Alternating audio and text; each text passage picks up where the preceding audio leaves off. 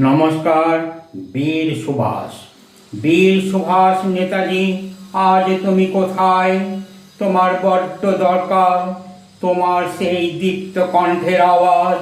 তোমরা আমায় রক্ত দাও, আমি তোমাদের স্বাধীনতা দেব। আবার কখনো দিল্লি চলো। ইংরেজদের চোখে চোখ রেখে চলার মানুষ ছিলে তুমি। তোমার জন্ম কথা সবার জানা, অজানা তোমার অবস্থান। আজও তোমায় নিয়ে চলে নানান তর্ক বিতর্ক, তবু বিশ্ব মাঝারে তুমি সেরা। তোমার আওয়াজে ভয়ে ভীত হয়েছিল ইংরেজরা। নেতাজি সুভাষচন্দ্র বোস, আর একবার যদি তুমি আসতে আমাদের এই সোনার বাংলায়।